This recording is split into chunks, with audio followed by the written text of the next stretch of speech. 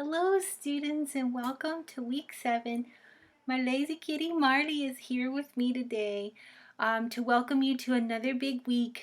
This week of course is a really big week because you are turning in your big projects. Please be sure, and we're going to talk about more of this in a minute, but please be sure to look at the feedback I made on your introductions and thesis statements.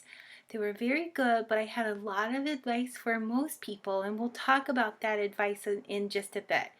First, of course, I want to bring our attention to what we're working on this week. You're going to be reading, of course, a chapter from our textbook, chapter 12. We have a discussion which involves dialogue, which is, I think, a great discussion for those of you who are working on creative writing, but I think also good for writing teachers as well. So I look forward to another excellent discussion.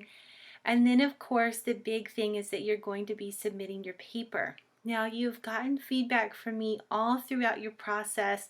Most recently, of course, this weekend, you received feedback from me with your introduction and thesis statements that you submitted. Overall, you did a wonderful job on those, but I did have a few concerns across the board, so I wanted to talk about those and offer you some advice, some tips as you head into the drafting and revision process. So first, I want to emphasize one of the things that I had to comment on quite a few students' papers, and that is we want to be careful not to make those announcements. So I talked about this a bit in terms of thesis statements, but I want to make sure that you're not announcing anywhere if you can help it. So when I'm talking about an announcement, I'm talking about things like, for my paper I chose, or in this essay I will, or this essay will provide analysis of.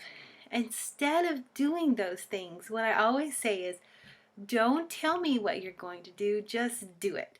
So instead of making your essay feel like it's a response to a prompt that you're having to write on, you want it to feel like it's just this original essay, even though it is in response to a prompt, that you are presenting as a scholar in the field and as you're working to establish a voice, a presence as a scholar in the field. So what this means is, instead of saying, for my essay I chose, you will do something like begin with a little context about your author. Talk about why your author is important to study.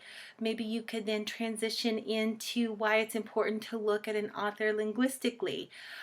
You want to make sure that you're establishing context in a way where that essay can stand on its own. And then, of course, especially in your thesis, we don't want to see those announcements. I didn't see too much of that, but still a little bit. Remember, your thesis should present your topic and then make an assertion about your topic. So why is this study important? What do we glean from this? What is the author doing here, and how does it impact the audience? So make those assertions, and then of course remember that so what question for your thesis. That's always something to keep in mind. Also, in general, I want you to be aware of trying to keep a little bit more formal tone.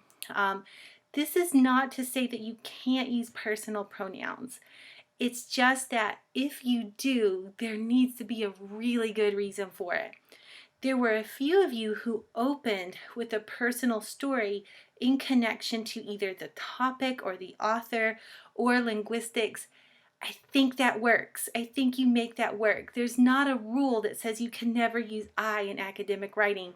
It's just that in general we try to avoid it, and there are some reasons for that.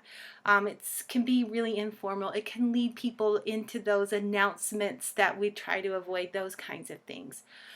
You should definitely avoid the extra informal you, though. You don't want to talk directly to your audience. It's just too risky of a thing to do. You might say you would think this, and the audience might be like, I would never think that. So you want to be careful.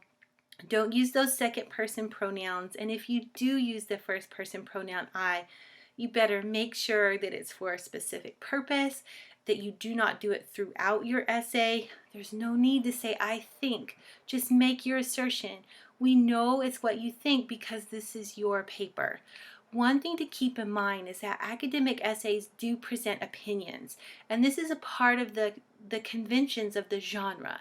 So you don't have to say over and over things like in my opinion or I think or things like that. We know this is an opinion piece, and then what you want to do, of course, is make it as convincing as possible with lots of good evidence, lots of examples from your works, things like that. So those were the biggest concerns I had, mainly around announcements and then using a formal tone and style that's going to work with a paper like this. Again, I think it's really important as graduate students that you start to see yourself as a scholar in the field, and you're going to be trying to make a place for yourself. Later in the term, I'm going to be posting some resources, some listservs, some boards for you to watch for potential publication for your work from this class. So you want to keep that in mind as you write, because you really do want to start to establish a voice for yourself, and one that sounds formal and respectable, that goes along with the excellent research and the hard work that you're doing on this paper. So I'm really looking forward to seeing those papers. Please, again, look carefully. I made quite a few comments on most people's intro and thesis projects, so take a look at those. And good luck with your writing this week. I know it's an intense, busy week when it's D-Day and you have to get it out. It's crunch time, but you can do it. You've done a lot of process work with this, and I know they're going to be beautiful. So, of course, as always, let me know if you have any questions, but I look forward to an excellent week 7. Thanks so much, everyone.